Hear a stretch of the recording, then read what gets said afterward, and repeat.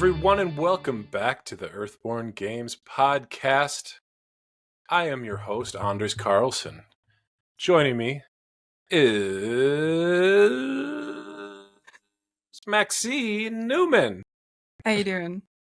Good. Andrew Fisher. Glad I was picked first. Second. And always coming in last, Andrew Navarro. It's called the anchor, Anders. And speaking of Andrew Navarro, he made me say this. Don't forget to smash that like button. But in all seriousness, guys, I'm going to talk to you just one-on-one here. Listeners, I'm talking to. Click like on our videos. Even go back and click like. We've never said this to you before, but it's an obligatory podcast YouTube video thing to say, but it actually would help us a lot. We want to get the game, the podcast out there, and it really, I think, helps if you press like and subscribe and the bell that sends you notifications. I've heard all these things before. Yeah, I've heard it. We're told that they do something. Yeah. We're told they do something. We were just saying before, I personally never click like on stuff. And Fisher was saying, and I'm the same as Fisher, we just do it on things that we want to succeed. So if you want us to succeed, smash that like, punch that subscribe, and click the bell. Anyway, thanks for joining us, everybody. We've got a great show. How you guys doing, by the way? Oh, I'm pretty good. I unfortunately came down with a slight case of COVID after Gen Con. So so far it's just like the sniffles. So I'm podcast ready today, but I'm locked in my house for the next amount of time. Round 2, right? I wonder if I had it like 2021, I think. Oh, I wonder if you said that earlier enough in the show where we'll get the obligatory YouTube button at the bottom of the video that has the CDC information. Oh, was that? Yeah, totally. That'd be cool. Like if somebody says the words COVID, it like. Yes. Interesting. Oops. That's creepy. Uh-huh. Yeah, that's a little unsettling. What other things get flagged like that? We should try to get as many as we can. No. I don't know. I think like the 2020 election stuff got flagged for a while. Yeah. That's all. Yeah. I don't think that in general does, but I do know that Trump. There are Just saying the YouTubers word who Trump. have like code words for the words that are triggering so that they don't get caught. Yeah. Like unalived. Unalived, yeah. Don't you think that they would now have just included unalive? Yeah. Yeah. Too much work, Anders. Too much work for the AI to do. Even the AI is lazy. Yeah, that technology, we're not there yet. Sorry you have COVID, though. I've never had it. Oh, really? It's not fun. No. 0 out of 10. Don't approve. Andrew Navarro, do you approve of it? Of COVID? Of COVID. That'll get us flagged. Yeah, no. Oh, no. I don't think so.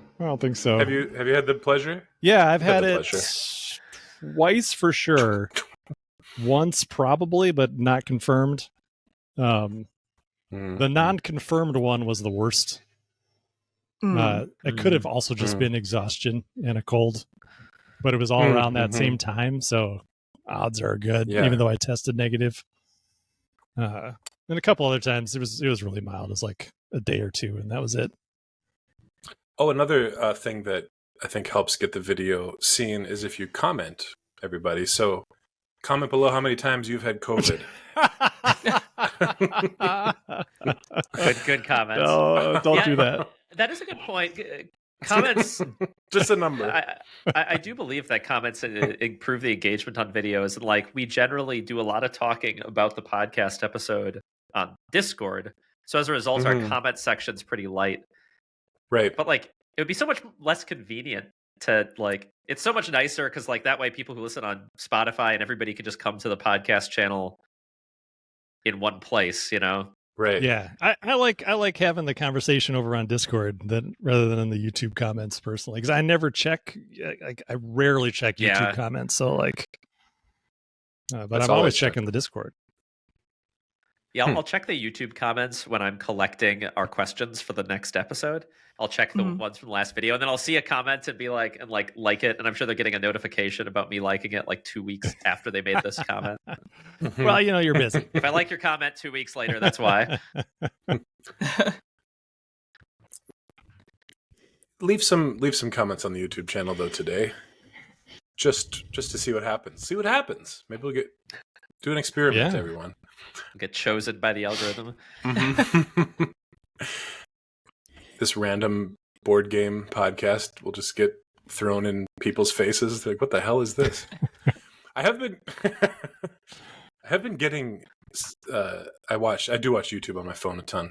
Do you guys? I do. Oh yeah. Too much. Do you get just random videos that have like 14 views? Like Sometimes. like a weird guy just Yep. playing some More- old game or something? Yeah. More in the last few months, Yes. I've been noticing Yeah. that.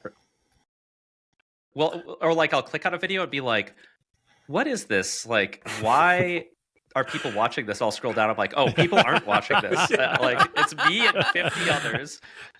There's this weird psychological thing that happens with me where this happened yesterday. It was it was suggested. I think it was a review of some card game. What's it called? You're like Scout. Oh, yeah. And I watched like most of it, and then I was enjoying it, and then I saw that it only had like 18 views, and I was like, oh yuck! How did I get? You this should have far? liked it. You should have Why liked am I it. watching? I don't- Watch the, I yeah. think I did. Yeah. I had to overcome that weird, but it did make me feel like, ugh, gross. Why did I watch this? Nobody Watch likes this. Nobody. There's nobody. Even though I was enjoying it. Strange. Yeah, we could be those nobodies. Yeah. True. Yeah, like With a few more likes. maybe. View count is not an indication of quality.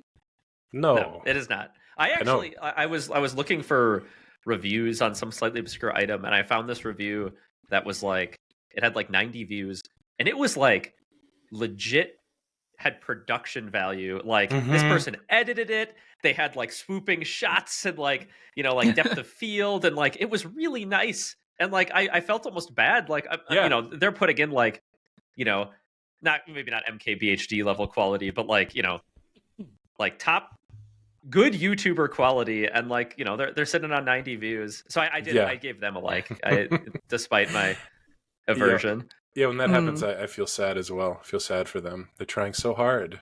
It's not working. Well, Not yet. And they're using that like voice too. They're like, "Hey guys," blah, blah, blah, blah. And like nobody's well, watching. I mean, I don't think we can really sit on our like 1,000 view high horse. Yeah, no. But this is just like it's like an extra to the main event, which is the game itself, right? Mm. Anyway, There might We be people who digress. don't play the game and are just here for the podcast. I It's wonder. entirely possible. Comment below if that's you. I'm just asking people to comment all of the whole show. Just interrupting you. Comment if you. What are you eating for Constantly. lunch today? Yeah. I also and like, but I also think that like there is value in like there are people with small communities, but like very close communities, especially like Yeah. there's a lot of streamers where like the streamers will only have a few viewers, right? But like, it's a very different vibe than like some streamer who has like a bajillion people in their chat, right? It's just like you're Mhm. streaming and you're streaming to a few people, and you can actually have like a meaningful like conversation with them. So I Yeah. think there's value in like creating stuff for a small group of people too.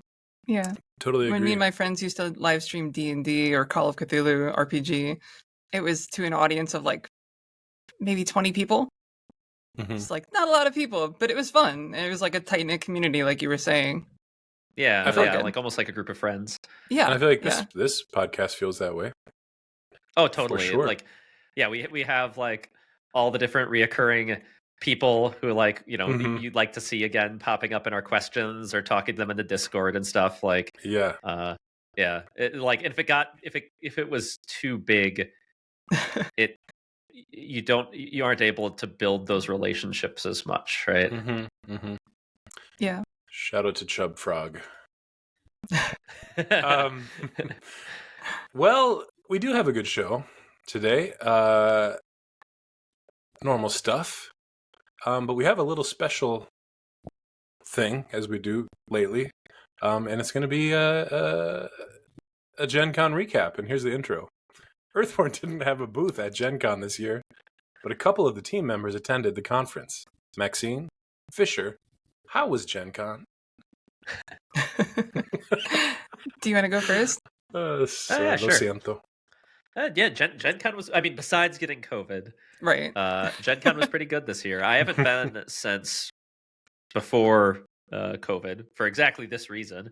And so it was kind of cool to return. Like, we went to PAX Unplugged last year, but haven't been to Gen Con in years. It was busy. It was huge. So it was fully sold out this year. So Thursday felt like a Saturday, just as far as like the show floor was very packed.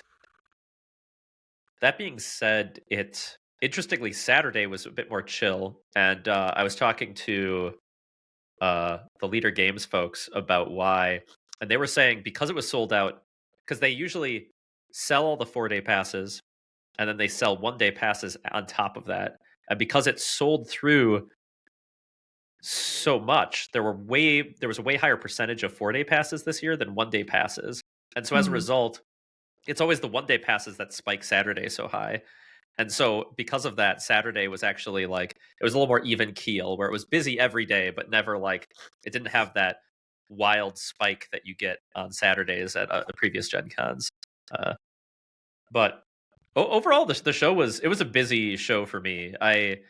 Since we didn't have a booth there, I went around and I met, kind of did meetings with all the various folks that Earthborne works with. So I got to meet several of our partners, got to see Ben from Frosted, and we hung out, and I hunted down a GMT game for him that he was looking for, and I met with Maldito, I met with a couple of our printers, met with some other like service provider type folks who like do things that Earthborne could potentially partner with, and it's a little chaotic to meet with all those folks like on the show floor, but I don't know, I feel like you get way more of a connection meeting with them in person than like you necessarily do like over the video chat. And so like it felt pretty meaningful to sit down and connect with each of these people and talk, especially since we're at this place where we're just about to start producing all of our expansions. Like, we have a lot to talk about, like getting, the partners are translating, our printers are spooling up to start our production runs and everything. So we had a lot to talk about. Nice. I played a bunch of games. I got like some free time to go around the show floor and actually like play demos for once. Most previous years at Gen Con, I just like run demos. I played one called Compile. I played the Slay the Spire board game. I played How was it? It was pretty good. It's very reminiscent of Slay the Spire. But it's like almost 1-to-1, right? Yeah. They take all the numbers and they kind of squish them, which is nice. And then it's multiplayer, so you have multiple people fighting multiple monsters, which adds this whole extra layer where like, because the numbers are so squished, they can't do as many incremental upgrades. So a lot of cards will be like, instead of improving your defense, it just allows you to defend anybody instead of just yourself. Mm. And so there's that kind of this slight collaborative multiplayer aspect that adds this new layer, which is cool. That's cool. Yeah, I've watched a couple reviews of it. It sounded like some of them were like saying it was just as good. Some that are saying it was kind of better in some ways than I saw that than too. the video game. So I thought that was really interesting. It's cool that it was able to translate that well. Mm-hmm. Yeah, and like capture that feeling. Yeah. Yeah, usually I don't like board game adaptations where it's just the video game in board game form, like 1-to-1, but it looks pretty cool. Cool. Yeah, I played, let's see here. I also played Final Girl, Cities, the Altered card game. I played Mass Effect, the Mass Effect board game. Oh, pretty good. It's like very I think they did a good job of kind of like streamlining everything and then giving everything like a very visual flowchart like logic to like a bunch of it uses well, it's all like UV coded heavily so that you can use dry erase on it. And then like the whole campaign is like a flowchart, so that like, and you mark like Paragon and Renegade choices and stuff. And so it's all very intuitive because everything's kind of designed to do this visual thing. I was talking to Kelvin, one of the designers, about it, and he said Eric Lang's one of the designers on it, and Eric was very focused on this kind of visual language, which I thought came across pretty well. As far as like tactical games, you're probably not going to get as much depth as like a Gloomhaven, but it is it seems pretty good, and the characters feel like unique. A Descent style game where you do a thing, you fight some guys, and you move on to the next thing. Yeah, it's very like Jaws of the Lion, like a storybook. Like you have the book, you flip it open, it has the battle board, it has the like scenario on the left and the battle board on the right, and you like set up, and so like it's kind of in that genre. Is it in a spiral bound book? God, I don't like those things. This feels they're so hot cheap. right now. They look so cheap. They are. I just don't like the way they look. I wish it just looked more attractive. But it just makes me think of like a cheap like notebook I'd get for school. Yeah, I can see that. Yeah, I hear that. There's a way to do a very loose binding on a more traditional bound book that can lay flat like that. I saw it on they had it at the game center years ago. It's this like book of D&D I've seen maps. that. Yeah. Oh yeah. Yeah. It's really big, but it's more traditional binding, and it lays flat pretty well. That. But it doesn't have the spiral in the middle. But I bet it's probably a little out of scope for a board game budget. No, I feel like guess. Jaws of the Lion was like, because if I recall correctly, was it them or was it Stuffed Fables that did this first? I think Stuffed Fables. Yeah, so maybe it was Stuffed yeah. Fables that kind of cracked the door open on this. But I feel like it just gave publishers permission to offer a chintzier looking product, because it saved a bunch of money, but they could, we could still charge the same amount. So we didn't do a bunch of punch board or like, the irritating having to build a scenario map and find all the pieces and all of the overhead that goes into that entire process. Even though at the end, I think the table looks cooler. It's interesting that there's been this switch over to like, if you're going to do a map-based game, you got to fit it on a page. Yeah, it's definitely a little more restrictive in that. But I think one thing that appeals to people is just the sheer convenience, right? The setup and tear down is so much easier.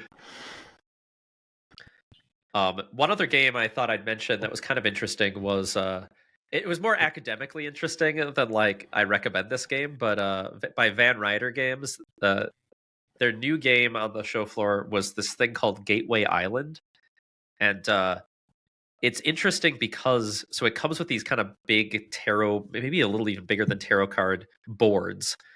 And it comes with like 20 something, like 25 or 20 something different games inside of it. So the rule book is this little perfect bound rule book. And each game, the idea is that each game is trying to epitomize a single mechanic that you often see in a lot of hobby board games. So it's like, this is the worker placement one. This is the this is the push your luck one, like etc. Right? Like this is the deck building one, whatever. Right? They try to hit on these all these different mechanics, but each one is just that in isolation and nothing else, as kind of this way to like introduce people to the different board game mechanics and teach them in a very simple way. So it's like just like a game education product. Yeah, I mean, they're each a game in themselves, right? But they're very simple. So like it's literally, they call it Gateway Island. It's like literally a gateway game, right? Like the idea is like, you can kind of test out different mechanics, get people used to them in this easy context before dumping them into like, I don't know, Castles of Burgundy or something. I'd be curious if anyone enjoys that. Like, well, that's why I said it's a little more Yeah, academically exactly. interesting, Yeah. right? Yeah, I feel like it'd be a really cool thing to have as like part of your curriculum if you're like teaching board game design or something. That could be an interesting addition. But I don't know, man. I kind of would just rather play a game. Like, let me teach you the mechanics here. Is this the game we're actually going to play? No, this just teaches you how this thing works. Okay, can we do something else? Yeah. It could be interesting to play with kids potentially. I only I kind of saw one little demonstration and then I flipped through the book, but I found it kind of like it was a very interesting product. It is interesting. Is it out there for sale to look at right now? I think so. It was on the show floor. Sometimes they have like early copies, but I mean, to your point, it wasn't sold out. Well, because I don't know if you remember this game, but I worked at Chip Theory for a little while, so I know of it. But they had a game called A Game to Pick a Game. Have you heard of that game? A game to pick a game. It's a game you can play on game night to pick the game you're going to play. I mean, I kind of figured it out. It kind of does. Yeah, but it's like it's that kind of the thing where like I think as game designers they're like, yeah, this would be awesome. This is a great thing, but it's like it's such a niche thing that I don't think it really blew the doors off of anybody when it came to like, oh yeah, let's play game to pick a game. It's like, no, let's just pick a game and play it. Yeah, it's kind of like a niche subset. Like it's solving a problem only a few people have, or a problem that people want to solve with a game that they also have to learn how to play, which is a very easy game. It takes I think it takes 5 minutes to play or something. It's really simple. It's like, how about you just flip a coin then? I feel like I'm the target audience for that game though, because I'm super indecisive. Like I said, I feel like there are people who that people would just gravitate towards it and be like, oh, that's kind of neat. But then at the end of the day, like you still have to take out a game and play a game. You could just choose. I think it's for God's sake. I think it's for people. I think for people who see it and they think this will be funny to pull out next time. Yeah, kind of like a gag. Everyone's going to be wowed by this. Yeah, this would be a good gag. Yes. It's a gag gift. All right. So, what else happened? Well, I was just going to vent about Gen Con's ticketing system. Something I've ticketing for events. I've worked. Yeah, it's a nightmare. And like, it's funny. I was talking to a guy on the plane about it. He's like, "Oh, it used to be so much worse." But since I've mostly worked Gen Con, I've attended like 12 Gen Cons, but I've worked basically every single one. I almost never have to engage with the ticketing system. And I was like, you know what? I've got one morning free. I'm going to try to get the new player's handbook, right? Because they have like ticketing for products. They have like 750. Well, and like I'm talking to people, it's the same system they use for events, like especially RPG events, which have too few seats. And so people have the same problem. So like I like first the UI has like no information about like what you do. And so like I can add it to my cart. I add it to my cart and I try to buy it. It's like, this isn't available at this time. Okay, when is it available? I end up Googling, go to Reddit, find out, okay, it's available at 7 a.m. each day. There's an allocation to a ticketed item. Okay, so I set my alarm for like 6:55. I get on there at like, 6:55. And I'm like, okay, right at 7, I'm going to add it to my cart and check out. All right, cool. Add it to my cart, check out. It says, you can't buy this while other people are processing their wish lists. Okay, what does that mean? Look, okay, I can wish list this item. Okay, I'll add this to my wish list. Now I'll process my wish list. And it's like, you're 43rd in line. We're processing now. All right, sweet. Get to the front of the line. We're sold out of this thing. So you had to wish list it first? I don't know. And like talking to them, people, it sounded like that's the thing to do is you get it on your wish list and you like click process right at 7. And that was, but it was so dumb. Like it's not clear. And like, I had to like cobble together information from Reddit and it still didn't work. And I now sympathize. People have, like vented to me about this ticketing system and I now sympathize a little bit. I've never heard of anything like that before. It sounds awful. I thought you just went to the booth and got in line. Yeah. I mean, that's the other thing. Like, even if you're just getting a ticket for an event and you're able to get the ticket, then you have to go wait in line for like 45 minutes. Like, the whole thing could just be done digitally these days. It's 2014. It's 20. You mean 2024? I don't know. That's 2014. 2024.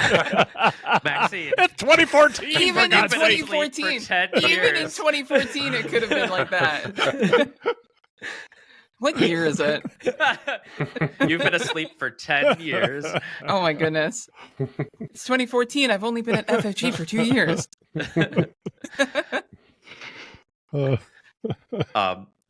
Anyway, I just had to vent a little bit. I'm sure some of you listening can sympathize or are at least way more experienced with this ticketing system than I was, but it was frustrating.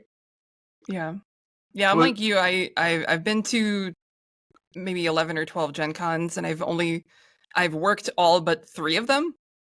So this is like one of the few times I've been to Gen Con just like as myself, not working. And I was like, what do I do? Yeah. It's like, I have free time for once. Like, I don't know what to do. Stand in line. Yeah, so what did you do? What did you do? What did I do? I did a Magic the Gathering draft, which was a lot of fun. I did a live playtest for my Dark Drifters RPG side project thing that I'm working on. I had an agenda in the dealer hall.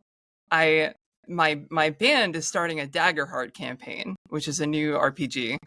And in Daggerheart, everyone needs 2 d12s, a hope die and a fear die, that have to be differently colored. So I asked everyone what they wanted their dice to be. So I had a list of exactly 12 specific colored dice that I needed to get. So I like went to different dice booths, and I spent like a solid hour like getting specific dice for people, which was pretty cool. Yeah, it was actually kind of fun. It was like a little hunt. What was the most expensive die you bought? Only about $5. It had like a tiny little eyeball inside. Yeah, because when our drummer is playing a character who has like a cursed evil sword. So I was like, oh, okay, his fear die will be a little eyeball. Yeah. Sounds great.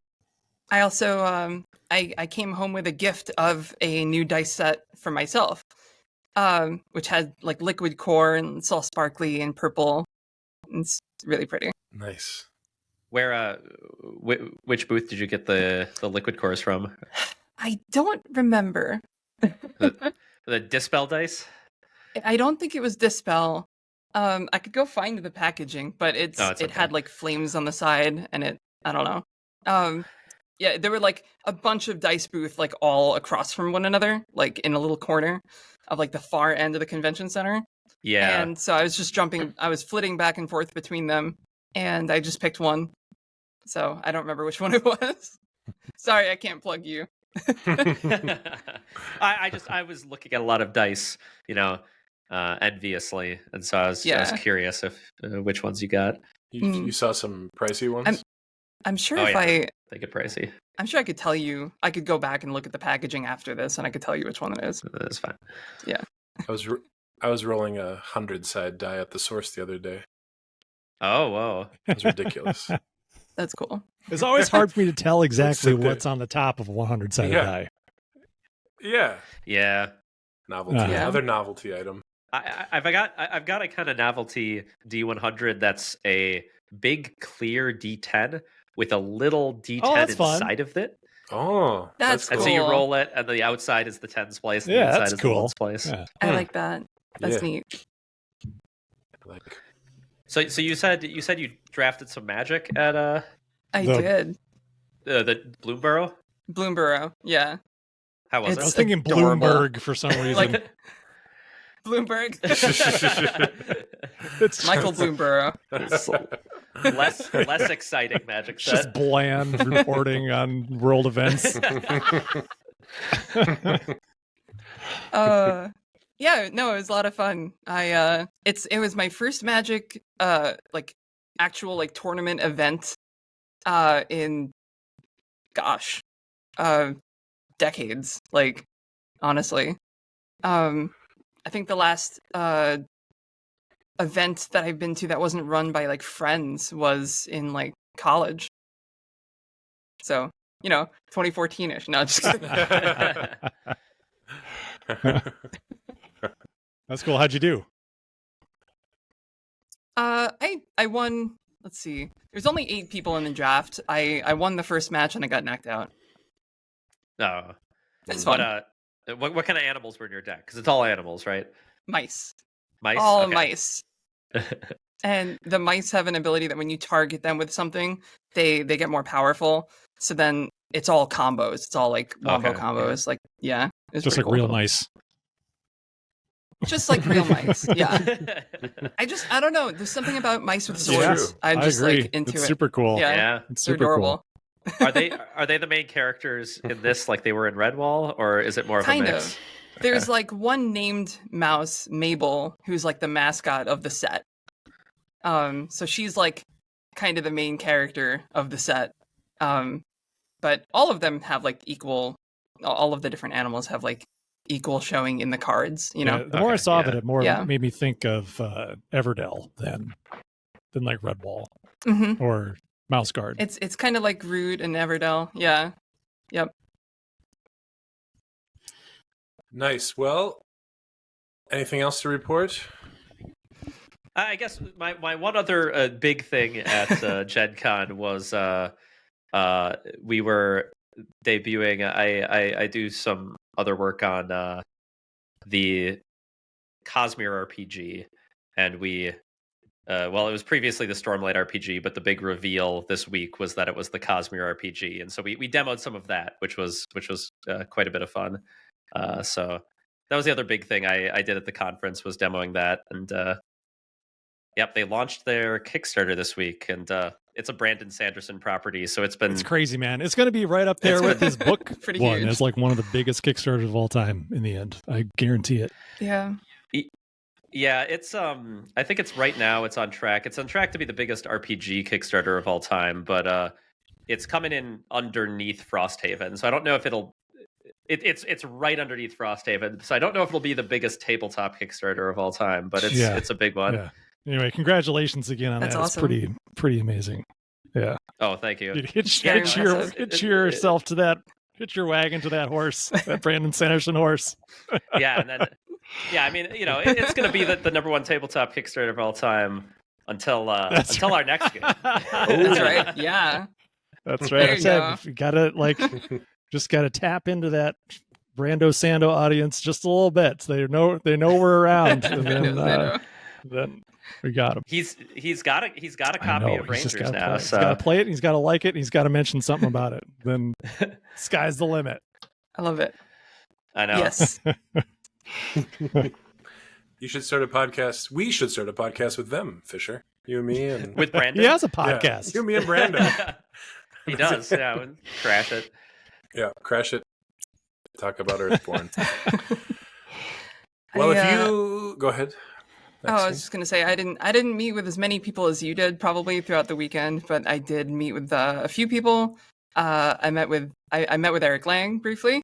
Cool. I chatted with Sam Stewart, who I know we've those done guys. some work with in the past. Yeah. I also got to chat with Robert Denton, who does a lot of L5R writing, who killed off my personal L5R character, which is pretty funny. Did you yell at him? I did. He was like, "Oh my god, if I had known, I wouldn't have done it." And I was like, "It's fine. Like, I'm actually, it's chill. Don't worry about it." Yeah, he beheaded my L5R character. Mm. At least it's Yeah, honorable. and Sam Greg. Yes. And Sam Gregor Stewart, they were launching the new Arkham role playing game, right? That's what. Yeah, which They I were did a launching little bit that of at writing Gen Con? on. Yeah. Oh, cool. Yeah. I didn't get to. I didn't have time to actually check out the Arkham room that much, but I did participate in. They had like a little LARP set up, like a murder mystery kind of theater, immersive theater thing. It was pretty That's cool. cool. Yeah, I got to dress up all fancy. It was cool. Oh, sweet. Awesome. Well, if you kickstarted the new Brandon Sanderson project, comment below. And that leads us to we got a couple progress reports from you all. We haven't heard from Andrew Navarro much. Oh, You go all right. first. Yeah. Well, so I'm working on production stuff, same as last week, though things are really accelerating this week as we're getting everything finalized with Delano and then with Ludifact. And again, I found myself talking to myself this morning with my head in my hands, laughing, saying, "Why did I do this to myself?" Oh no. Doing this, like these multiple productions and with like the same production at different factories and trying to maintain parity between the productions is challenging. Is challenging. So it's like if one factory has a limitation that the other factory doesn't have, I need to still account for that factory's limitation at the other factory, knowing that if I were to ignore it, then in some way the product at the other factory would be different.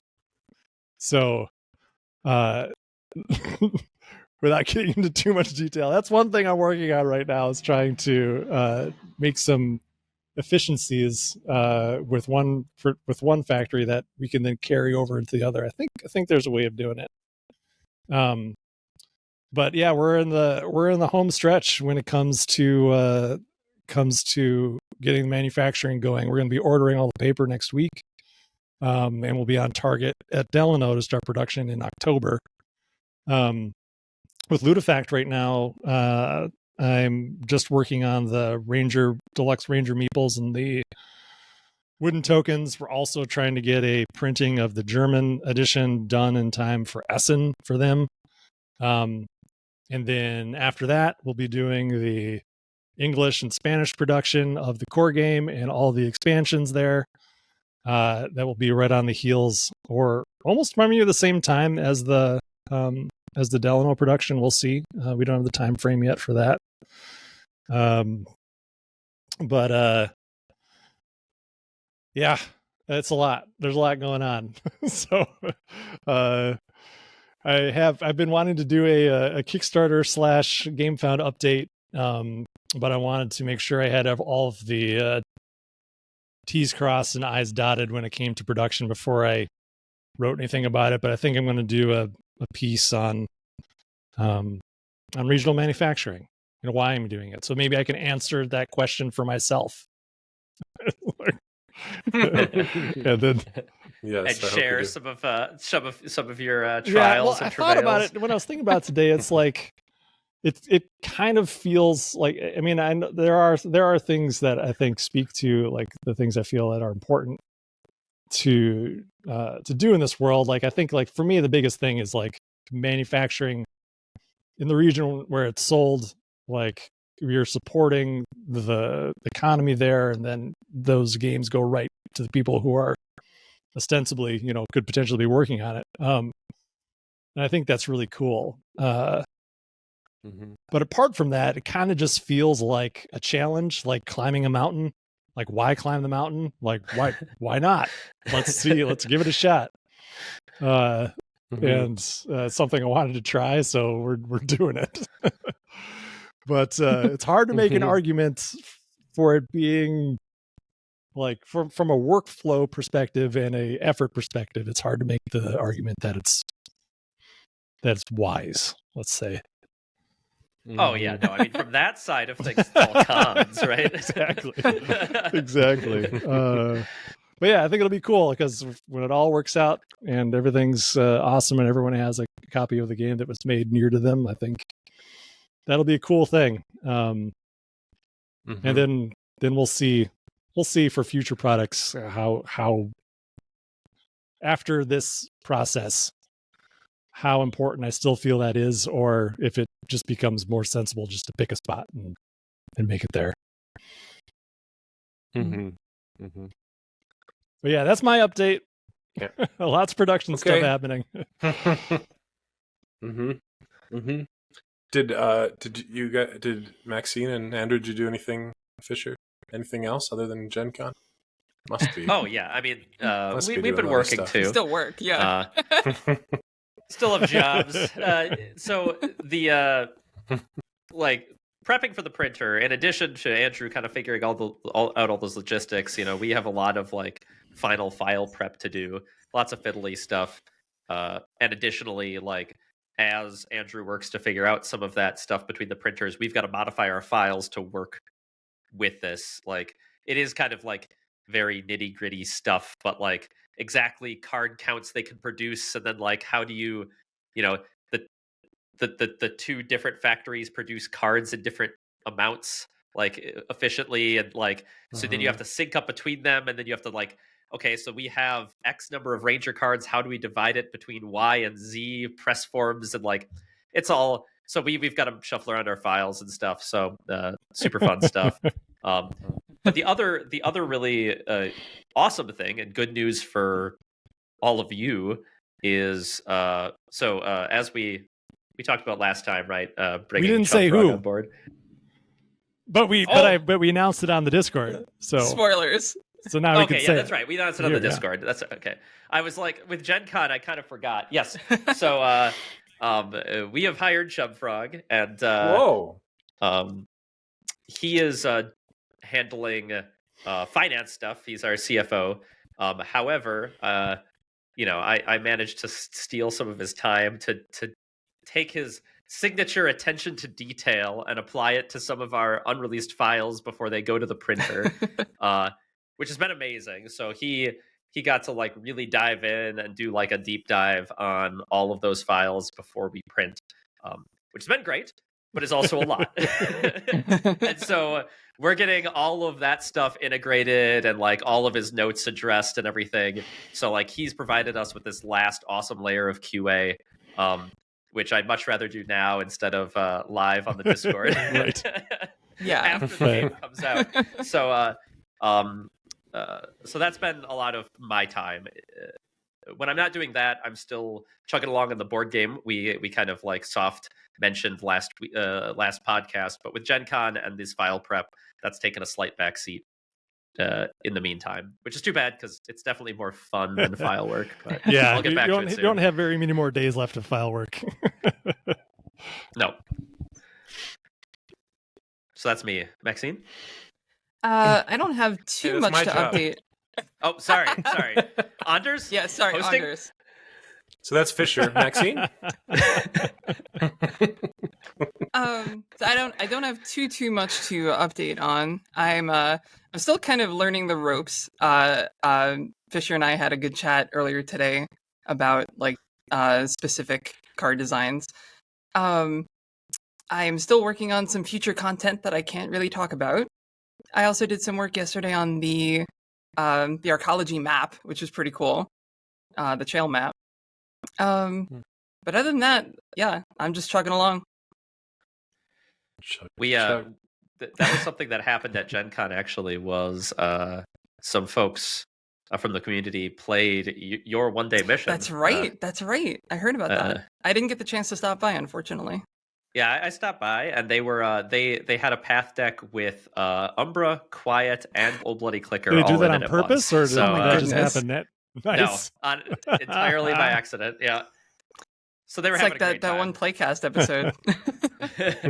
Oh gosh. They made it, but it was a close thing before they even got to the even got to where they're going, to Biological Outpost. They had like, one of them had 7 cards left in his deck. So Oh my goodness. Yeah, thankfully once you get to Bio Outpost, it's pretty smooth sailing from there, unless you get really unlucky. yes, that's true. Getting there is the hard part. That's really cool though. I'm honestly good for them for being able to complete it after that draw. That's yeah, intense. no kidding. And they did the Lutrinal too, which isn't the easiest one. Oh, do you think the Sitka Doe is The Sitka Doe is like easy, and then the Lutrinal is like medium, and then the Marmot is definitely hard mode. yeah, that's an understatement. Yeah, fewer locations to travel, but it's all through the swamp. So, and God forbid the Green Bridge collapses, then you're well, out of luck. I think you're just done if the Green then Bridge you collapses on you. You just give up. That's super cool that they enjoyed it though. Right. Cool. Thanks for the reports. So the Chub Frog is rising, huh? Doesn't have a name. It's just a chubby. His name is I Sean. can only imagine His a name is chubby Sean. frog. His name is Sean. Yeah, we should probably start calling him by that name. I just like that his title has CF in it. Oh, So as far as I'm concerned, he is the Chub Frog officer. Chub Frog official. Yeah, that's All right. awesome.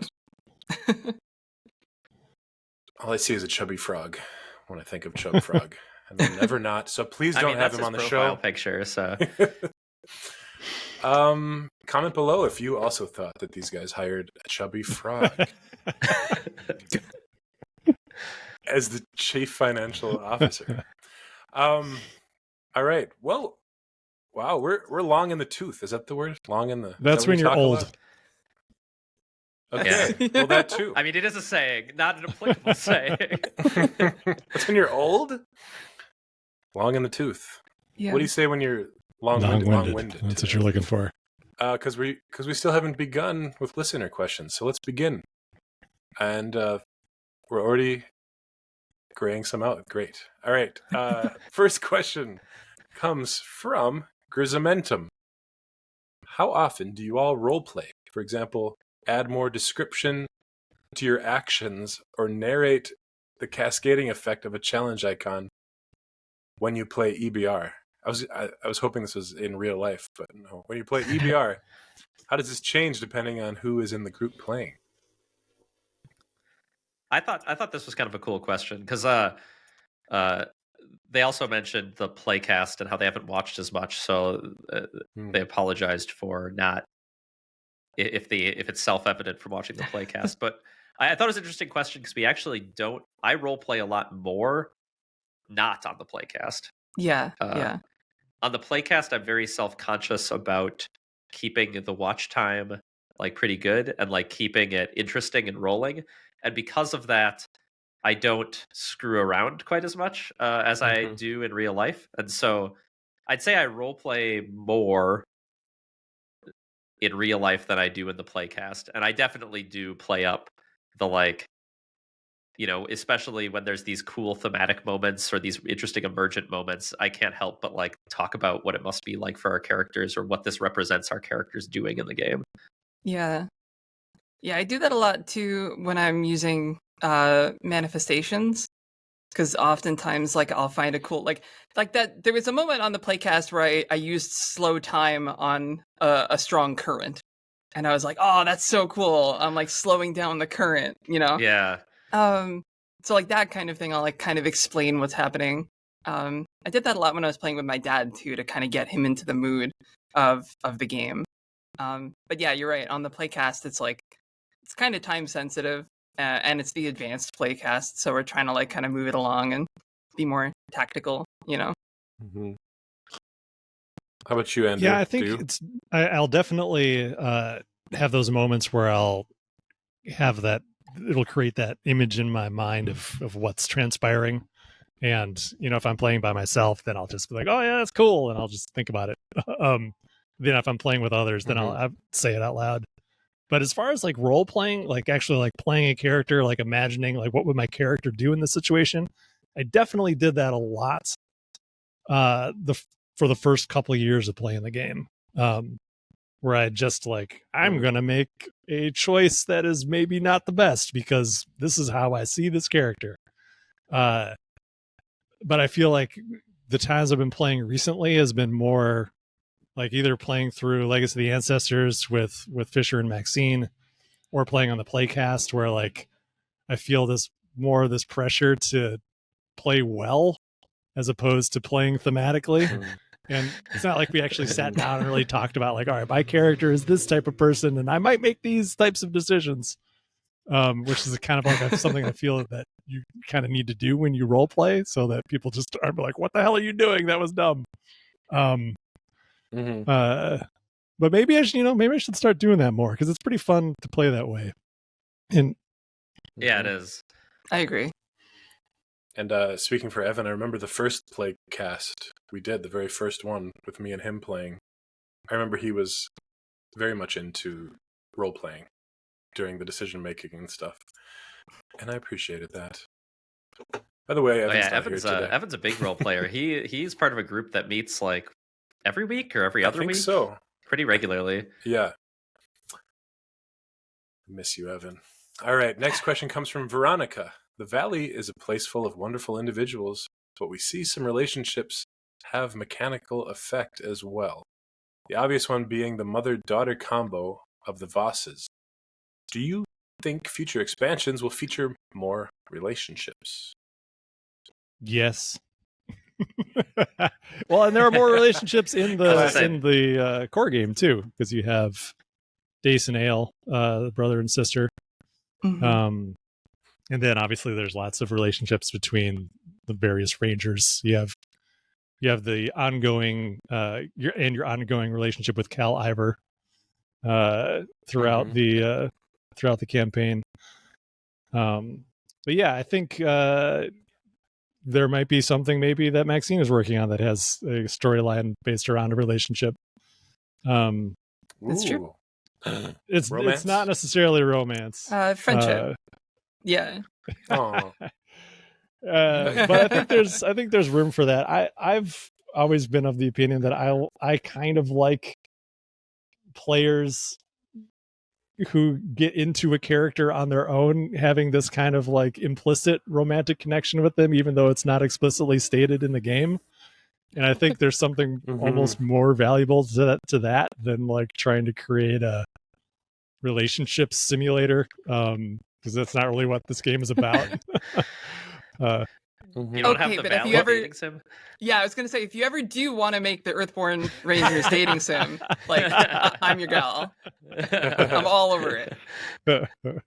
But yeah, anyway, there's more, and I think like I mean, I guess at its core, like your relationships, your connections with the people in the Valley are really what the story of the game is often about.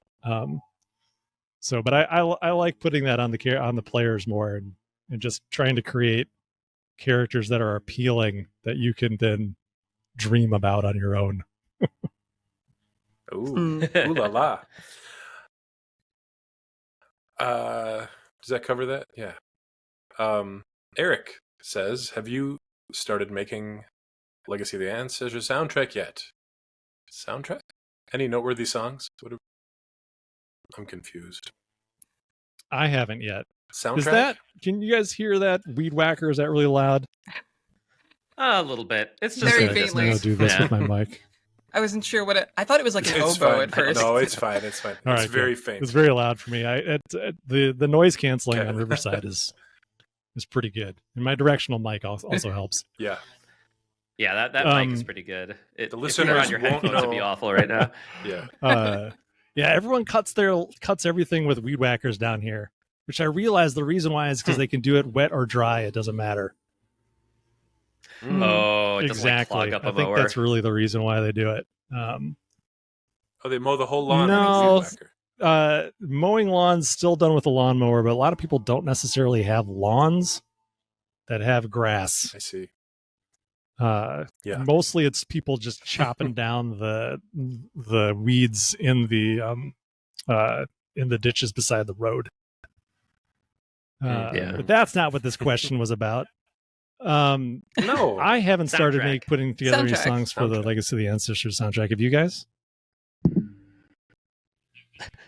Was that on my to-do list? Is there a sound? I was meant for yourself. Like I wasn't being aware there inspired. was Was there a soundtrack for the base? If I quarter game? did, it would have a lot of Metroid songs in it. That's a good call. Oh Yeah.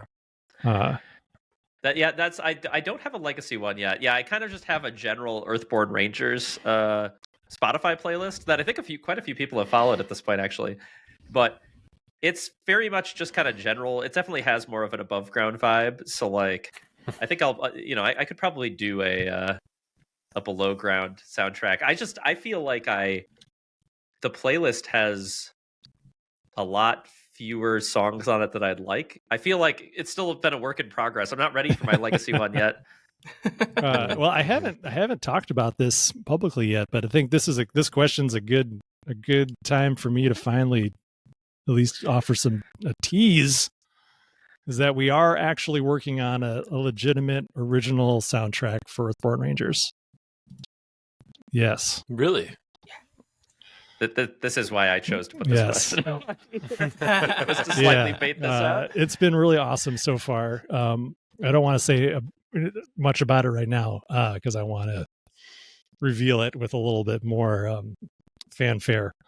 But the plan is to have it available for sale when the game starts fulfilling. So this December, we'll have a soundtrack to Earthborne Rangers. It's going to be awesome. It's like it's like almost really 3 cool. hours long, as envisioned. Wow.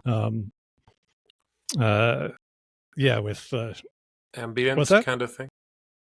Like sort of, ambient but kind also like almost where part of the inspiration is like Peter and the Wolf, kind of where different elements of the different paths have their own little themes.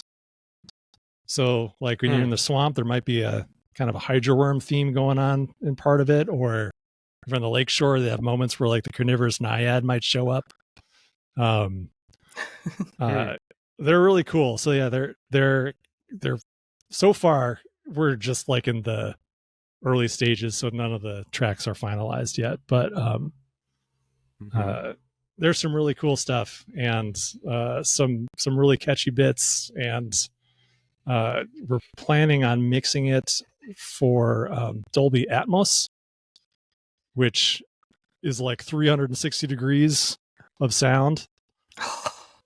That's so So it'll cool. have like all sorts of like cool ambient sounds that'll be like way off all over the place and create a really, depending upon your setup, obviously, can create a really cool effect. So do you put on different tracks for different, is that the idea? Yeah, right now we're like, it's the way it's structured right now is there's different tracks for each path set.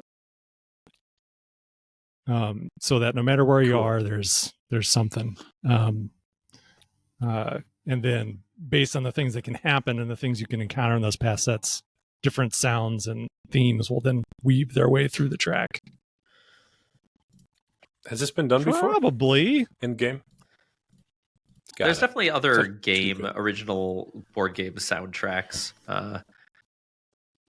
I can't think of, but like I've definitely, because I usually, when I play games with folks, I'll usually just search on Spotify and see what comes up to like get our background music, and I've definitely come across some that have official soundtracks, but I think the like potential of changing it based on your terrain type to kind of add to the game experience will be really cool. I will also to shout out some of our past work. Descent Legends of the Dark, we did a original soundtrack for, and actually used Andrew, do you remember the plugin, the Unity plugin that handles music? No. Well, anyway, it's we used this thing that dynamically weaved in different themes, and it could like layer them on based on what was happening. So we did like this dynamic soundtrack, but that was in an app which kind of does it for you. Yeah, lots of video games do stuff like that. Kelly's, which is something obviously you can do really easily in a video game, but it would be a lot of fiddly track manipulation for a board game. It's not. Yeah, there could be sensors in a game if that was more like focused on that being like a mechanic that actually does your that. webcam at yourself, and then like cool. The AI watches you play. I don't like that. The musician was a backer and was interested, reached out, listened to some of his sample stuff. Nice. It was really awesome. And so he's been playing the game and has the soundtrack going while he's playing. So and his name is Chub Frog. It's not Chub Frog. But I'll reveal more once we have something that's more in a finalized state. We'll release something cool as a announcement that the thing is coming. This is just for you, podcast listeners. We're the only people to hear about it for a while. Comment below if you're excited. You're the only one. And if you like previews like that, you should like, comment, and subscribe. And body slam that bell so you get alerted. Pile drive next question bell. Comes from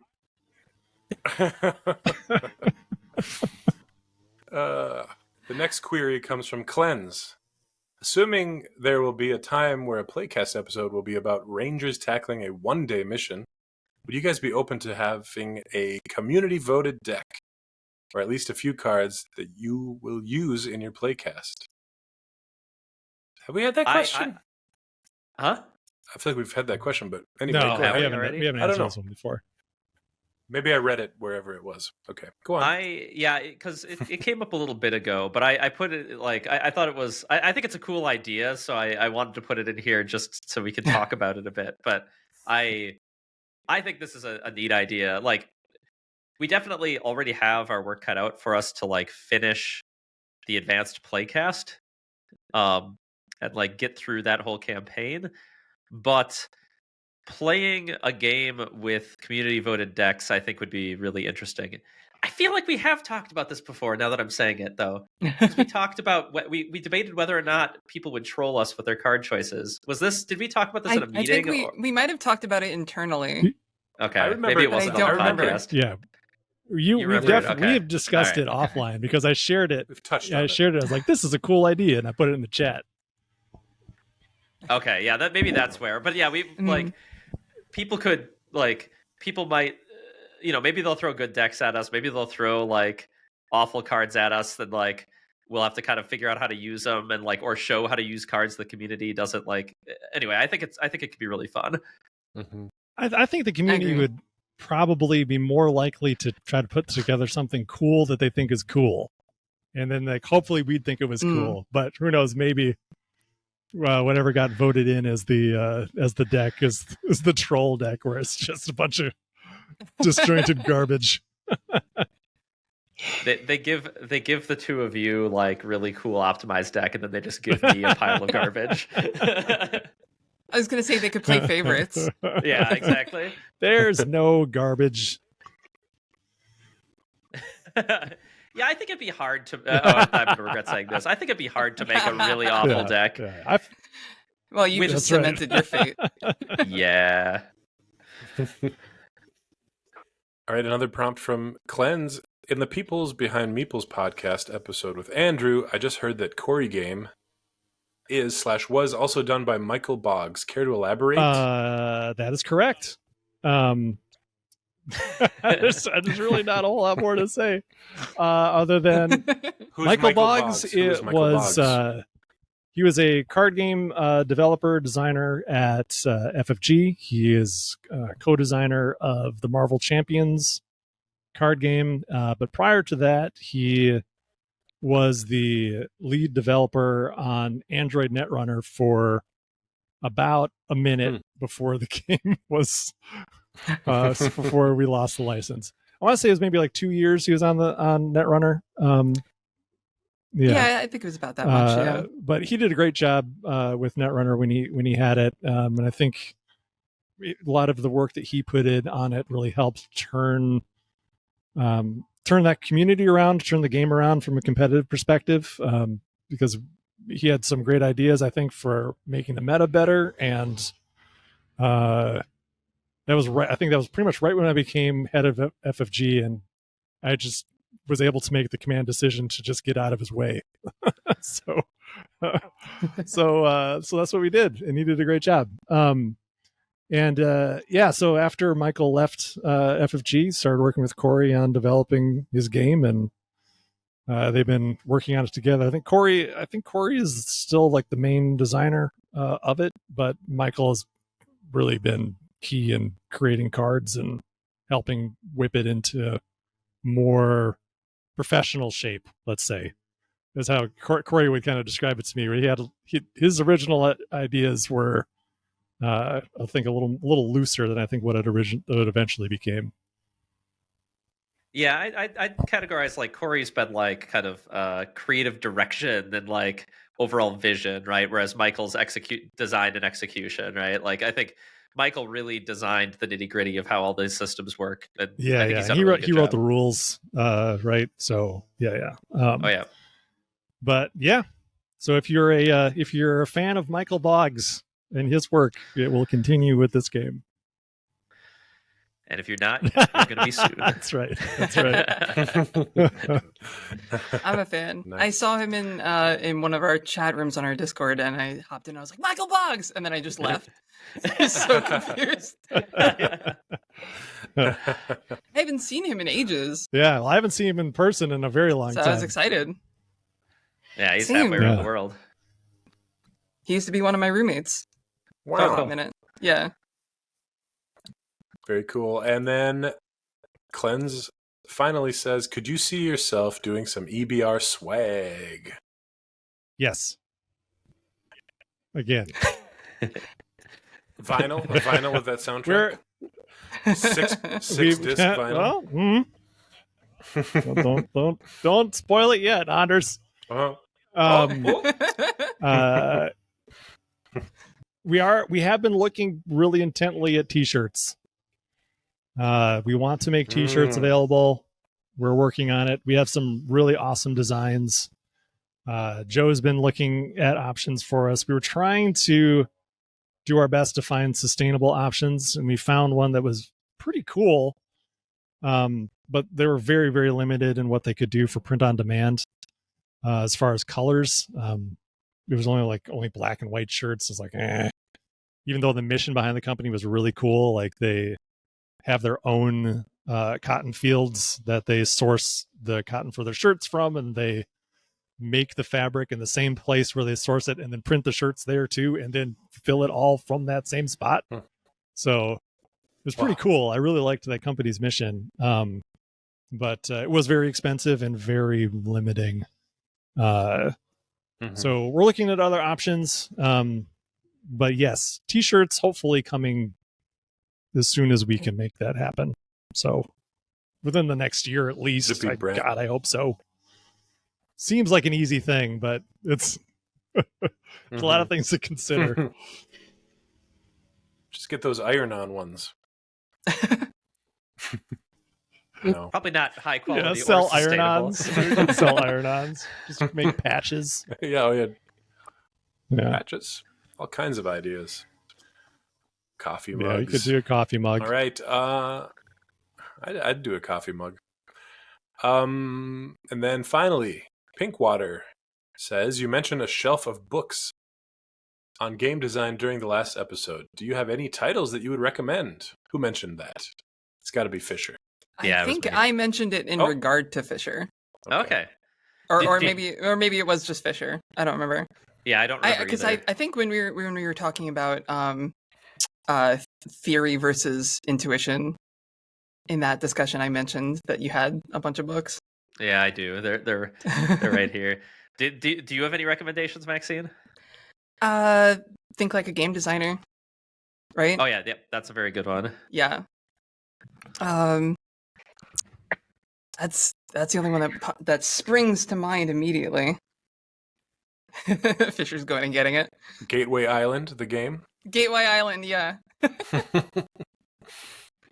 Yeah, so I don't have my stupid shelf was breaking, but I actually don't. I think like a game designer, and I recommended some in the Discord for those of you who are in the channel. I wrote some out, but think like a game designer and Creativity Inc. Are both ones I don't have physical copies of.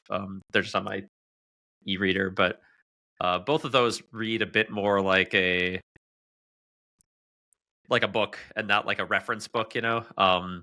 But both are pretty good. Like Think Like a Game Designer is kind of like a little bit like self-help book vibes, except like about kind of creative thinking.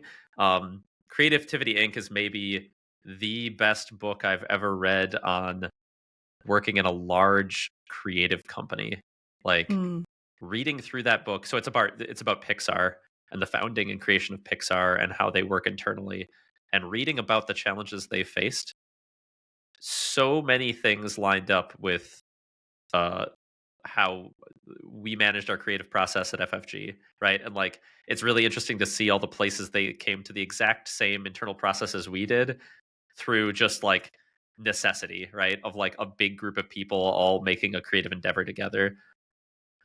So Creativity Inc. really good on like if you're curious about companies and big groups of people making a creative work. So then this one's the Art of Game Design Book of Lenses. This is what you're going to see on all the like recommended pages. It's like it's a little video game focused, but it's general enough that it's interesting.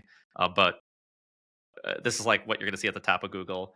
I actually think challenges for game designers is a little more hands-on and practical. I like that one a lot because it actually gives you little challenges at the end of each chapter.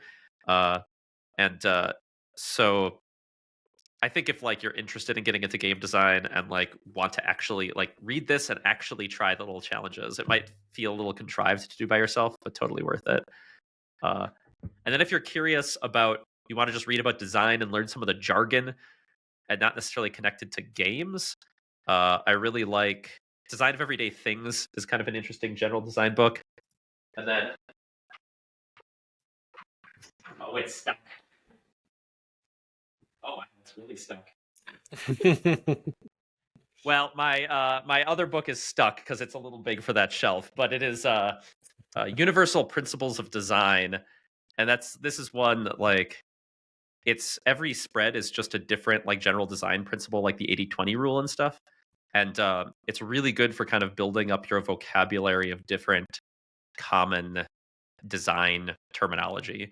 So I really, and it has like a cool visual and introduction, and then each section, since it can only scrape the surface, recommends like deeper reading. So like, here's a whole book on this topic. So I really like that as kind of a starting point if you're interested. Anyway, those are my recommendations. That's awesome. Yeah, they all sound great. Comment below for whatever reason you have. You're really losing energy, you're losing steam on this comment below, Anders. That brings us to the things that we like. You notice I've been saying a different title for each thing today. I have 3 things that I played this week that I really liked, so I'm just going to give you 3 recommendations. First one is this new, I guess you'd call it an adventure game, called Thank Goodness You're Here. Anybody heard of this one? I like that title. No. Yeah, you play as a little yellow businessman, little lemon-headed looking business guy. It's kind of like Cartoon Network, Adult Swim animation style. So it looks like a nice, crisp, black outline cartoon. And it's, I guess it's Northern British humor. You're going around this town and you interact with things by slapping them. So you just slap, everything will kind of like move when you slap it, or something might happen. And you talk to the townsfolk, and they all have a nice little short bit of dialogue they say that's usually very funny. And then you're very much like funneled through the game. So you kind of are forced to leave the area. Next time you come to that area, maybe the little gag that you interacted with has progressed a little further. And it's funny, and there's a lot of recurring jokes. Really liked it. It was like 3 hours to complete. Play the demo if it's your kind of humor. I recommend playing the whole thing. Kind of like Untitled Goose Game in a way, if you played that. That's what for some reason, that's what your description reminded me of. That's interesting that it was kind of like that. And it's from the same publisher, Panic, who did Firewatch and the Playdate and stuff. I love Firewatch. Yeah.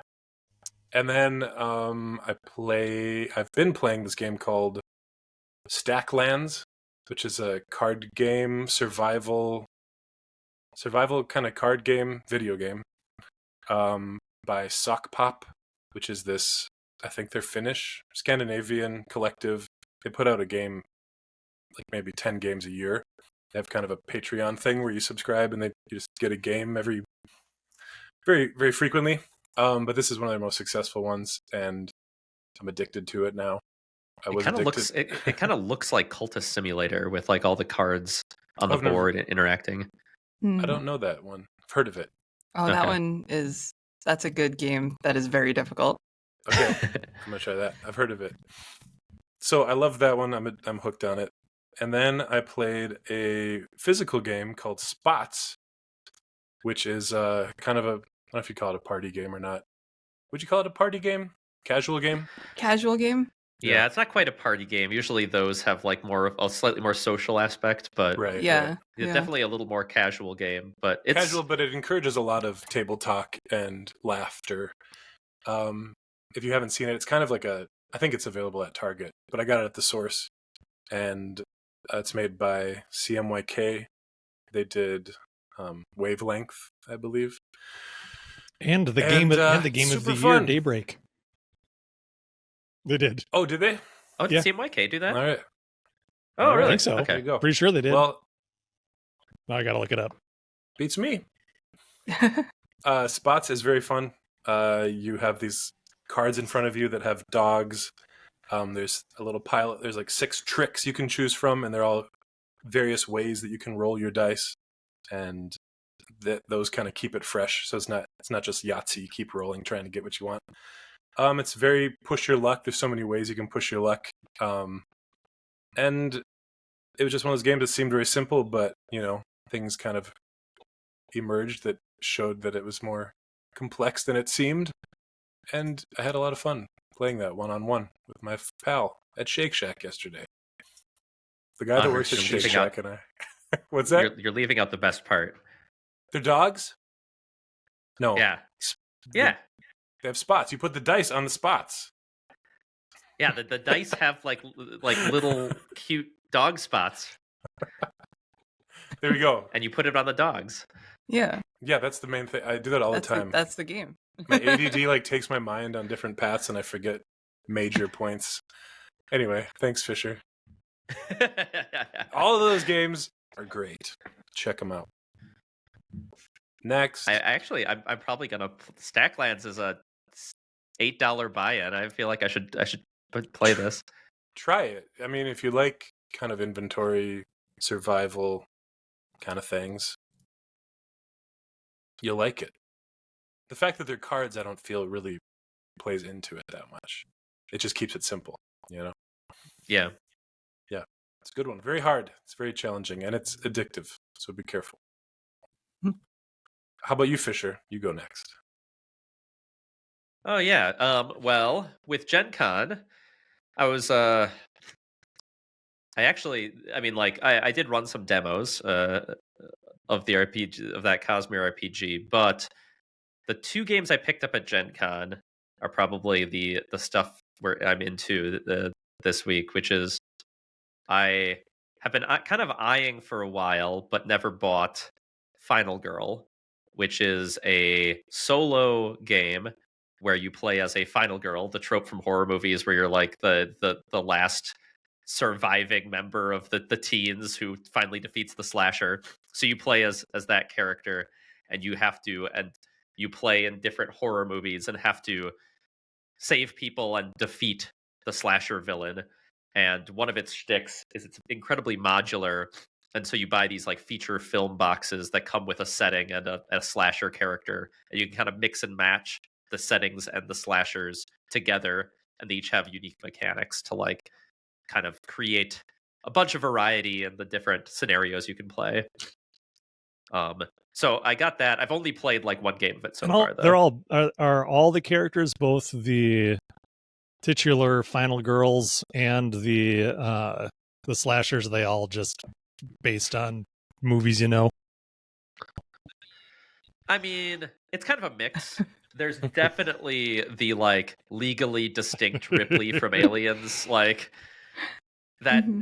They've got like legally distinct Freddy and legally distinct The Thing, so there's definitely some that are direct. Is there someone who like wears references, like a catcher's but then mask versus like a hockey mask or something? I don't know. I don't remember. There's no if Jason? A Jason one.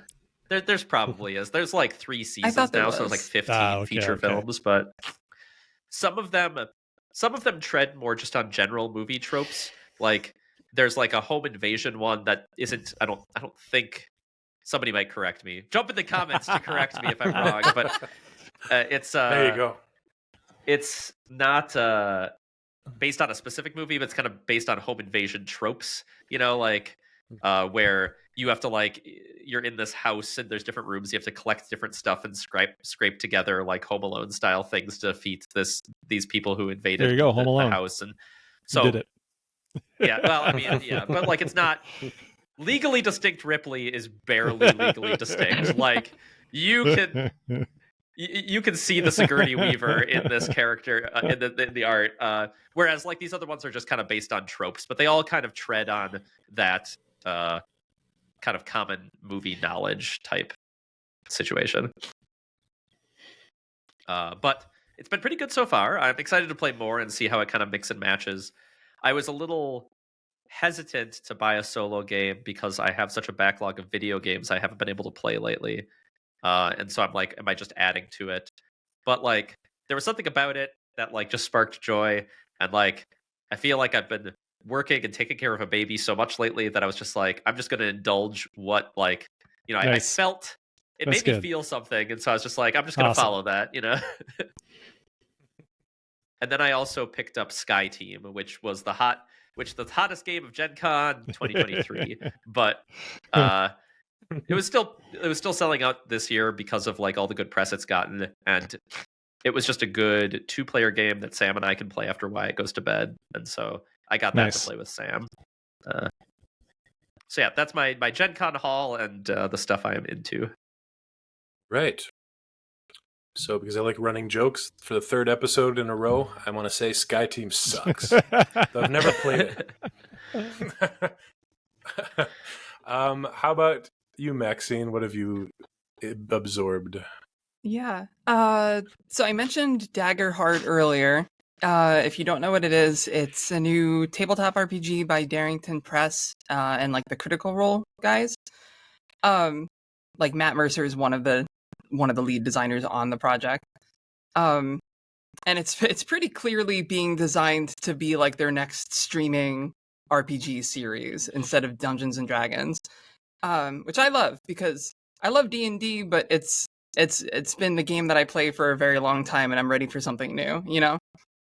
I haven't played it yet, but the mechanics look really cool, and I'm super excited to play it. I'll definitely report back after I do. I also, the day before Gen Con, I pulled the trigger on the Elden Ring DLC. Even though it's like, I only have a few hours to play this, but I'm just gonna do it anyway. Like, grr. That's been pretty fun so far. If not like incredibly difficult also. I've been watching Sebastian's been playing that. I've been watching him play. It looks nice. It looks hard. No, I mean Not he's good, but I'm putting myself in his shoes. I'm like, man, I'm not gonna be able to play this game. It's intense. I fought a boss last night that I was like thrilled that I was able to beat, and I didn't think I thought I was going to be stuck on this boss for like weeks, and I was able to beat it, and I was like, oh man, all right, I'm better at video games than I thought. Cool. That's a good feeling. Yeah. And then I saw a mouse in my apartment. I freaked out. Did it have a sword? That was my final boss battle. Was a mouse in my apartment. The other cool thing, I saw the only game that I bought at Gen Con, aside from some Bloomborough cards, is a little $15 game called Until Proven Guilty. It's similar to like Unlock and those escape room games in that you can only play it once. Like it has a preset story that like once you've played it, like you can't really replay it. But it's not like a legacy game. You don't write on anything, so you can easily just bundle it back up and hand it to a friend to play. And it's 1-to-1. It's Phoenix Wright. If you know what Phoenix Wright is, it's exactly Phoenix Wright. Like you play as a character. Yes, that's this character pointing on the thing. It's literally on the cover. When she showed me it was like, yeah. The character even looks like Phoenix Wright. The prosecutor looks like actually looks more like Von Karma than Edgeworth. But yeah, and the gameplay is also like how Phoenix Wright works, where you're given a piece of testimony that you have to refute with a piece of evidence that you have available to you, and you have a whole bunch of different evidence. So you have to submit the right piece of evidence to refute and it's a lot of fun. I played it 2 nights ago, and it was awesome. I loved it. I can't wait for the next one. It was really fun. So if you like Phoenix Wright, definitely check this out. Do they have like multiple cases right now, or is this just the first one? It's just the first one right now, but it's pretty clear that they're going to make more because it ends on a cliffhanger, and it's definitely like, this is just case number 1. You know what I mean? Yeah. How long does it take to play? Oh, it took maybe 40 minutes, Okay. if that. And we got like the best score that you can get. So go me, go us, I should say. Yeah. So it's not like super duper hard, but there were a couple that were pretty tricky, and just like Phoenix Wright, there's a couple logical leaps where I was like, okay, sure, if you say so. But overall, I really really enjoyed it. I forget who the publisher is. I should have looked that up, but it's good. Awesome. Cool. Sweet. Finally, Yes. Andrew. Yes. It's so loud here right now. It's crazy. Yeah, like after you said something with the weed whacker guy, we didn't say anything, but he got a lot closer to you. Oh, I didn't notice. Yeah, well, hopefully it's not too terrible. I mean, it's, slice of life stuff.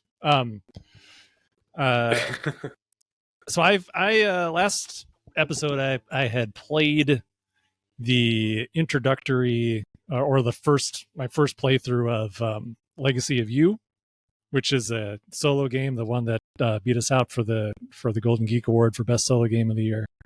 I'd only played it once at that time, but since then I've completed the campaign of Legacy of You. So I played a total of 10 games. I completed it successfully. So I won 7 times, lost 3 times. I didn't get the best ending.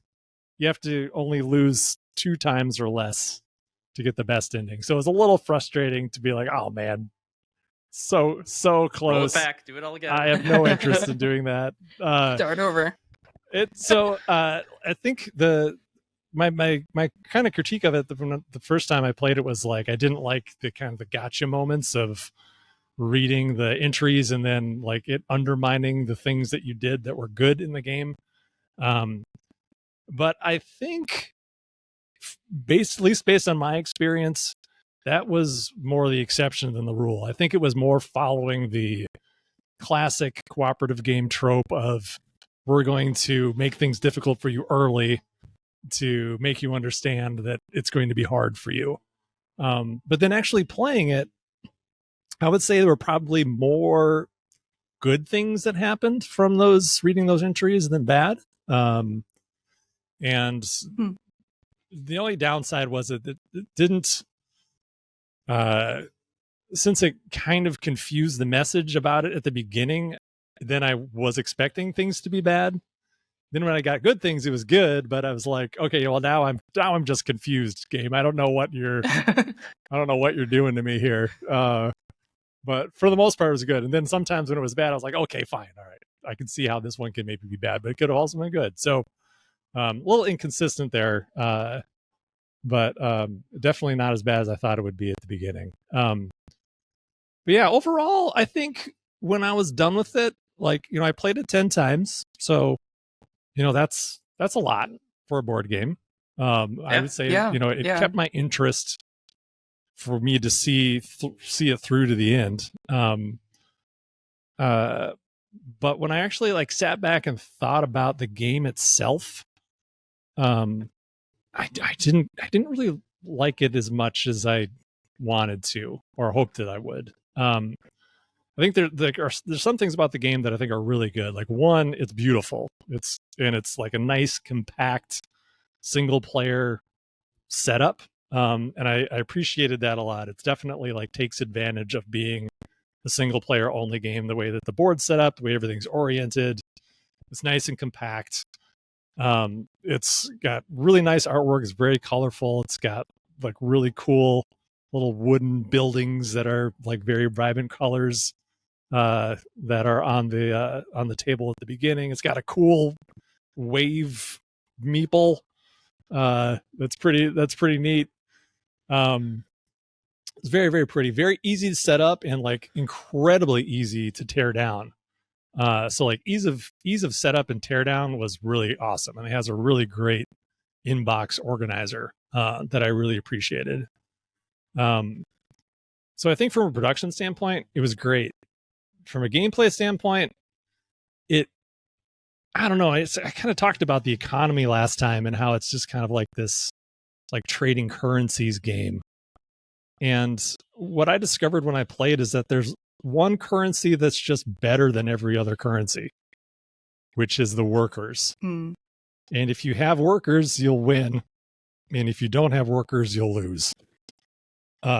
So every time I won, I was able to, I just focused on increasing my worker output every turn in various ways. Was it like, were they treated like a resource, or are they like workers as in like actions? They're are they workers in a worker mostly placement a resource, sense? though you can, if you have some left over, then you can throw them onto a space if you build it. There's only a couple spaces you can put the worker on there to get a thing, get one more currency thing, or like, oh, you could put a worker here to change it to a different color worker. So there's a bunch of different colored workers, and they are the thing that you need to pay to both build the build the canal that you're trying to build to divert the flood, and you also need them to fight off the barbarians. And those are the two ways that you can lose. Is like the barbarians can fill the upper portion of your board. If you have 7 barbarians at the top, you lose. If you don't build your canal in time and the wave overtakes your progress, then you lose. And if you take too much damage out of your ready pile, which is just like some villagers that have resources on them, if you run out of those, then you lose. I never lost to the wave. I never lost to damage. I always lost to there being too many, not being able to take care of the barbarians. And the only reason you couldn't take care of the barbarians is if you don't have the right colored workers to deal with them. So there are lots of ways to like amp up your get worker economy in the game. And there's lots of ways to turn the general worker into specific colored workers. So every time I won, I just like made it so that my engine gave me a bunch of workers, like both, and then I just did that. And then the game is just paying attention. Like if you can pay attention, and then we're like, okay, well then this is clearly I need to exchange this for this, and then get rid of these guys. And all right, I got to do this turn, so I'll do that. Like wasn't really any strategy, which was kind of disappointing. Like if it was like a mobile game, you'd just be sitting there like going bloop, bloop, bloop, bloop, bloop, bloop, bloop, bloop, and you'd be done with the game in like 10 minutes. So it was an enjoyable activity to do as like an alternative like to playing a video game. So I thought that was nice, but like when it comes to like a satisfactory experience, I thought it was kind of empty. It kind of felt like a time waster game to me.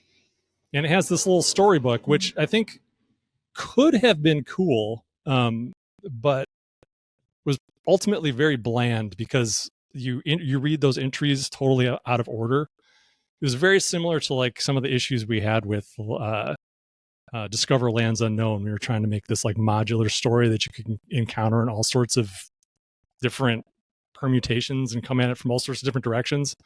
And because of that, you can't have any through story that's really of any interest. So it's like I wasn't wondering what would happen at the end of the campaign if I won. It's like clearly you're going to stop the floods. Like that's how it ends, just like every game ends.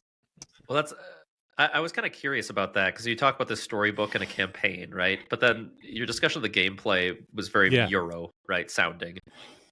And like I feel a dissonance between those. Like, do you feel like the gameplay was telling, like even beyond just the narrative of the book, do you feel like the gameplay told a story to you? Do you feel like you had a story about each play session? So there were some cool moments where like the storybook would like add new characters to your to your villager deck. So like you found a monkey at one point, and then the monkey was in there, and then there was like an old man who like you diverted the flood into his house, and he didn't have anywhere to live, so he joined you. So it had some stuff like that, but those characters didn't have names. But there were a couple moments where like I would have to take damage off the top, and I'd be like, "Oh no, the monkey!" No, so like stuff like that would happen. That was kind of fun. But yeah, I felt like the storybook added a little, but mostly it was like I said, since it was so bland, like I felt like just get me to the rules. Like, I mean, it wasn't poorly written at all. Like I thought it was actually the prose was pretty good. It's just the story it was telling was not interesting because it's like all you can do is say, all right, we defeated a barbarian, we built a canal, we ended the day well or poorly. Like either we were defeated by barbarians or the wave overtook us, or we completed the canal. How many? You got to write that at least 7 different ways. Each way was fine, but not super interesting. You know what I mean? I guess I was curious how much the emergent story from the gameplay connected those together. Because, like, to draw maybe a comparison, I don't know how appropriate this is, but like Charterstone is a campaign game that has kind of story to it, but interconnects otherwise a Euro game, right? But that, I thought that, like, you know, there are ups and downs to Charterstone, but it told a pretty effective story, and like some of it came from my group interacting. Like I was playing it with a bunch of folks for FFG, like Nikki Valens and Kara, and we like, you know, as we faced these different parts of the story, like we changed our behavior in the game, and so a lot of the story came about through our gameplay at the table, right? I was curious if you felt that, because I think that's really important for a solo game, to the gameplay to like inspire those stories. No, it never really felt like the things that I did carried over into the story. Though the storybook would sometimes inject things into like it would alter the game in some ways. Though again, I think that was also kind of a missed opportunity. Like I was kind of hoping, like one of the reasons I wanted to keep playing was that I was hoping kind of like in a Pandemic Legacy sort of way that they would introduce new wrinkles and new mechanics as the game went on to make it more interesting. But it never really happened.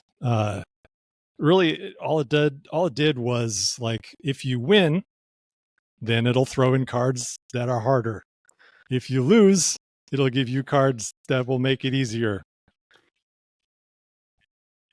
Okay, so it's like kind of rubber banding thing. Mechanism. And then like, but that first one you get is like, I don't know. I think if you wanted to try to like make the puzzle as fun as possible, you just play like a little one-off and not really even worry about doing the campaign. Because the first scenario, probably because it was the first time I played, like that was the hardest session I had, was the first one.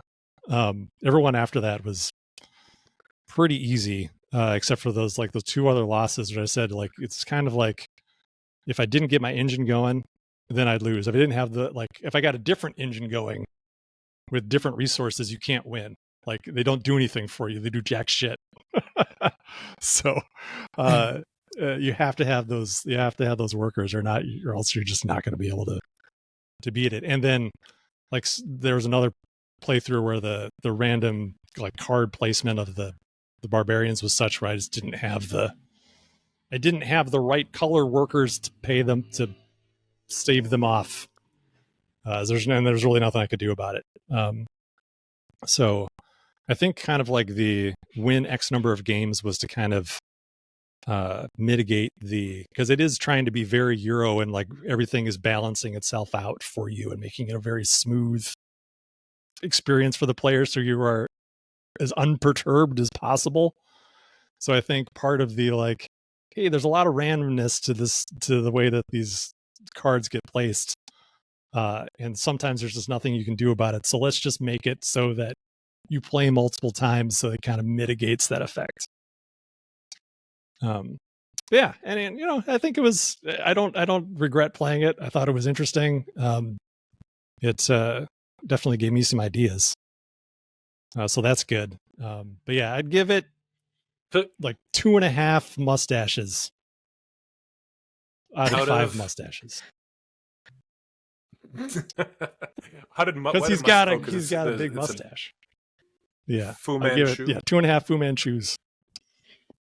I mean, I feel like roguelikes have that problem where like a lot of them do, where it's very. I think I've played a lot of games where I love it, and then I kind of crack the code, and then I'm like, that sucks. Now I know how to do it. That's kind of how I felt. But if you think of it kind of like a puzzle, like I've figured out the puzzle. Does it? Yeah, it's like, does it necessarily mean it's bad? No, like I said, I think I wish it had more going on under the hood, as opposed to it's like, well, yeah, this is clearly what needs to be done, and maybe the RNG will mess with you. So I wanted to ask you all, what is the best? Just quickly, what do you think is the best solo tabletop game? Earthborne Rangers. Or your favorite? Earthborne Rangers. Earthborne Rangers is definitely better than Legacy of You.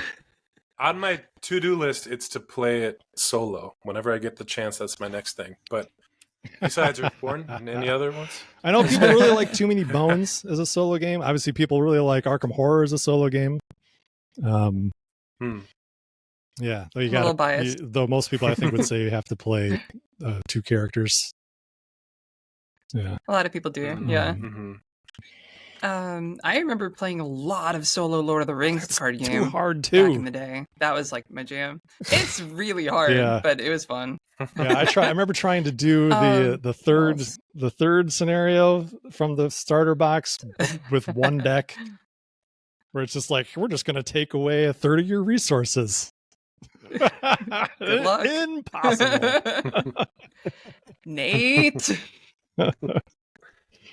All right, comment below, what is your favorite solo game? And that does it for us, everybody. Thanks for joining us. Don't forget to like and subscribe and comment below. Slap that like button. See you in 2 weeks. Bye. Bye-bye.